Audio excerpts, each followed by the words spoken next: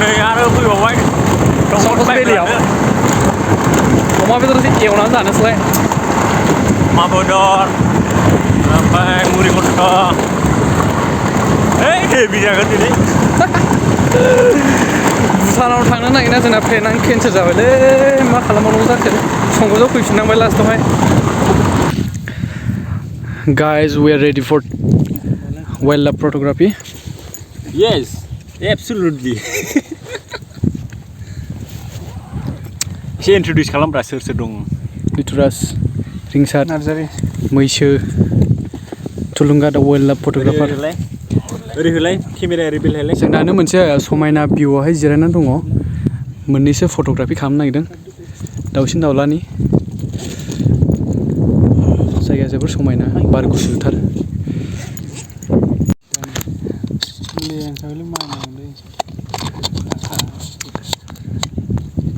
आप क्या करने वाला यास फोटो खींचने के लिए आया है बंदा हेलो आयु 300 शटल'सै 300 दे आं मोननैसोल' खेबनानै नुयो मा नांबावगौ बै हांसोलेर खेबो पिटिंग कर रहे हैं हम लोग अभी देखते जाओ तुम लोग क्या क्या आने वाला है ब्लॉग में दाउसिनखौ मोनहर खोलिबावदे दाउसिनखौ मोनहर ना मोनहरा आङो बाराङा बैनिखौ समान खोलिदों माथो गोरलै आखाइ आंखौ फाला गुसु दाउसिनखौ नुबाय आं खिन्थु र' दा केमेरा खोलिगोन र' हमदेल' बक आखाइ होफा जोंनि गेजेराव दिनै नुजाफैनो हादों दारुन फट'ग्राफार दाहाय इन्सटाग्रामाव नायबानो जाबाय मिस्टार थुलुंगा मा मोनलाय हो नोंना इन्सटाग्राम आइडिया दे जिखुनु दा ब्लगाव होफागोन मिथिबाय फल' खालामना हो बिथांखौहाय इन्सटाग्रामाव दा ब्लगावहाय स्क्रिनावहाय होफानाय जागोन गासिनिबो थाखाय आलदा आलदा फकास दंजोबो दानो दाउसिन बिरनायखौबो खेबो नै बेखौहाय नै जन फकास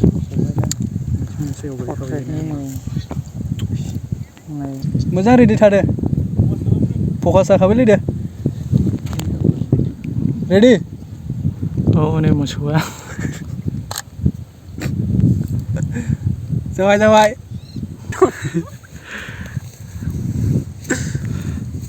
जाबाय दा रेडि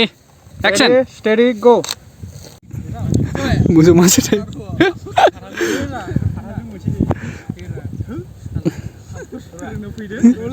दे रावनो बे माखौ सोलोंग्रा मोजाङै फसा दे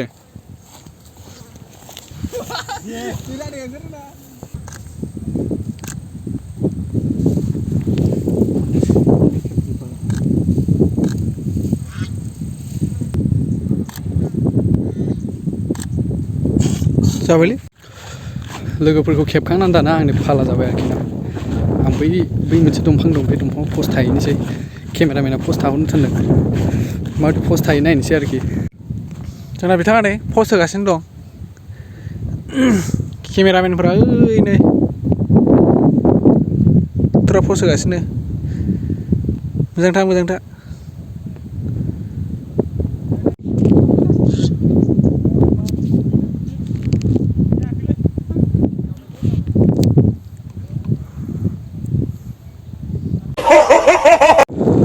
संकसआव बेदर जानो फैदोंमोन जोङो फट'शुट खालामनानै दाना अखासो लोगो मोनफिनलायबाय मा जाबावनो गासिबो लाबोजोब्बाय माने थुलसि ग्लास बेखौनो लायनो थांसै मा जागोन जोंना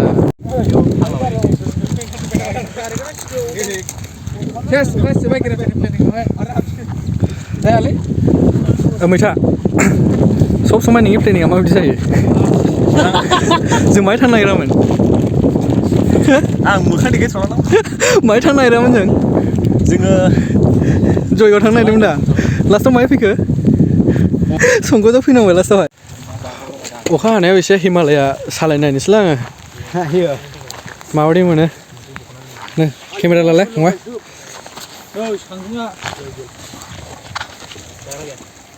एसे सालायनो हिमालया सालायनो मोनफेराखै आङो लाइफआवहाय दे बे बाहायनिफ्राय गाखोफैलाय केमेरामेना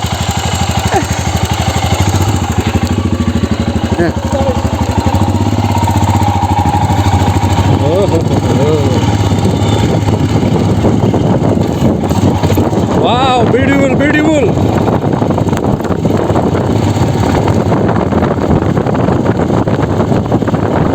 Baik moजां रानो जायगाया नै थान्दानो अखायालाय बयहाबो सिखागोन बेरें ब्लार जाबाय नुबाय ब्लार जाजोब्बाय अखा सिनायखाय बिदि जाबायलै नै दुथुनि बाइकखौ फुल टेंकि दै सोनानै दोनसै नामा बेसेबां दं थावलाय आं गैखाया मा है दंरा मेरला बे थाखाय एफा गिदिर बाइकबो थाया जायो नामा पार्टिनि फुरा रेडिमोनलै अमा दै मुरि अखाया मा जाना होखोब्रा दाबो जाया हैस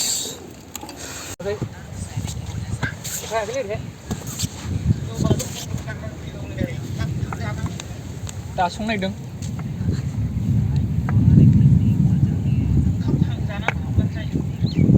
ओंखाम फैयाखै दे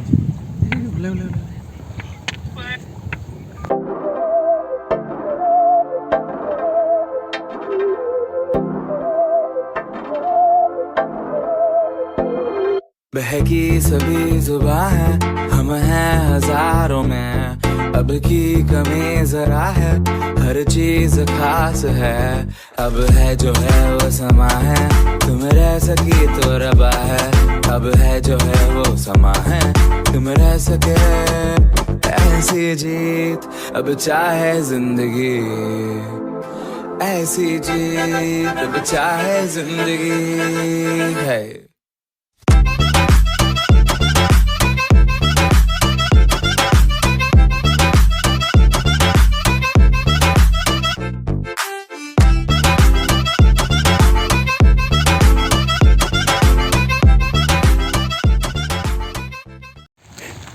अखा हानानै मा खस्थ' जाजोबगोन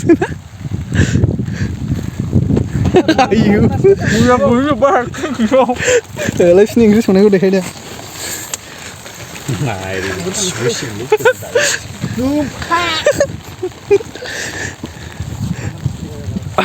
बोरै जाखोब्रा जोंनियालाय अ सार के बनाया আছে सर माखौ बनाया আছে नाকি थोस एसेबां मोजां प्लेनिं खालामनाय बेबायदि सपट जाबा मा जानांगौरा जाया संग्राफोराल' गोथाङै थाथों टेनाव मा सोना दोनखो आयौ सोरखोलाय मुरियालाय बिदि जायोनो हाबदोंना बाद्रा हाबैया मोजां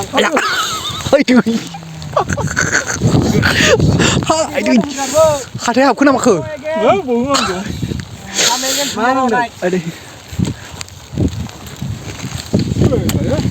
बनफ्राव जोब्बाय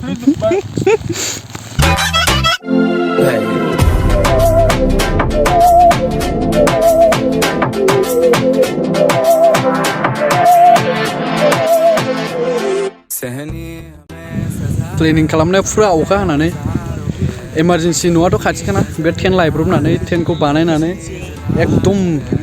मा होनो माबाखौ खालामजोब्बाय आरोखि जोङो टेनखौहाय हुथुला एकदम बार बारदोंमोन सिउ सिउब्लाबो बनखौहाय होथेनानै एसे मोजाङै बेबस्था खालामनानै ओंख्रिखौ संगासिनो दं आरोखि मा खालामनो उफाय गैया बिदिनो खालामनांबाय दा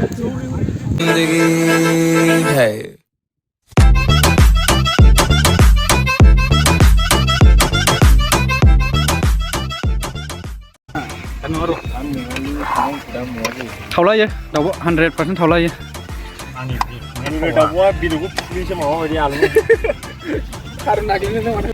बेदरखौ जाखां लोंखां उदैया थिमब्रां मोनलाबायनाय दाना माहाय सोर माहाय थांजोबखो बेहा फट'शुट खालामगासिनो दं हनै फंबायमोना बेहा सानै जागासिनो दं दाबो माबाजों ध्रुबजों निथुराजों सासेया बेदर मेगासिनो दं नै खाला गथ'आ दाबो जालाबो थोआखै जाथों एसे जाथों माथो खालामनो देरफुनाय गथ'फोर एसे जाबानो थोसै माथो खालामनो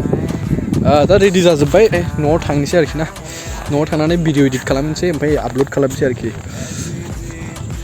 मजा खालामबाय दिनै सानसेखौहाय